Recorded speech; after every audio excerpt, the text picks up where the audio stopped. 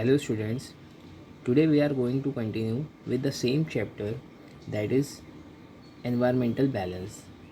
Students, last time we have seen biodiversity, the environmental food chain, and today we will start with food web.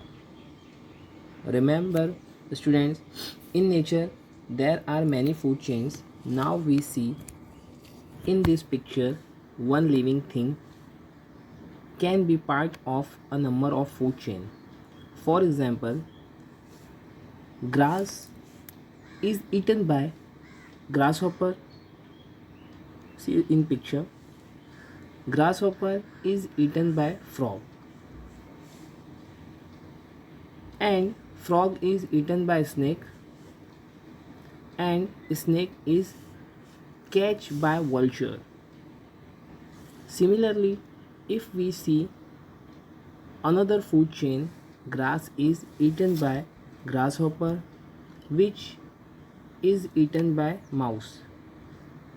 So, one living thing can be a part of a number of food chain that given rise to food web in nature.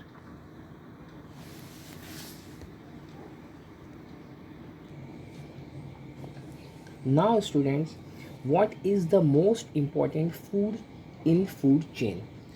Remember students, the most important food in food chain is plants. Every living things every living thing gets its food from the environment. Many animals in the environment eat only plant. Other animals eat the animals that live on plants. But plants make their own food in the presence of sunlight using water and the carbon dioxide from the air. It means that plants are the main support of every food chain. See students, there are many food chains in our environment. Because of these food chains, every living thing gets the food it needs and therefore continues to live. Do you know students which substance help the growth of plant? Microorganism microorganism living in the soil help the process of decomposition of plant residue, dead animals, excreta, etc. As a result, substances that help the growth of plant are formed and get added to the soil. Plants use them of their growth.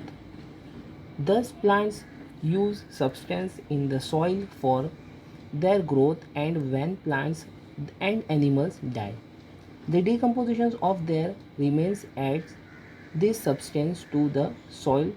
Once again, this is an important cycle in the environment. See students, there are different cycles in the environment. For example, water cycle. In water cycle, water move between being water vapor to liquid water and then back to water vapor. An example of water cycle is when water evaporates from ocean and then returns to the land in the form of rain. Living things get a continuous supply of water because of water cycle. There is one more cycle, as you know student. See student, living things use oxygen from the air for breathing and give out carbon dioxide gas. Plants use the carbon dioxide from the air for making their food. Oxygen is given out in the process and gets added to the air again. This too is a cycle in nature.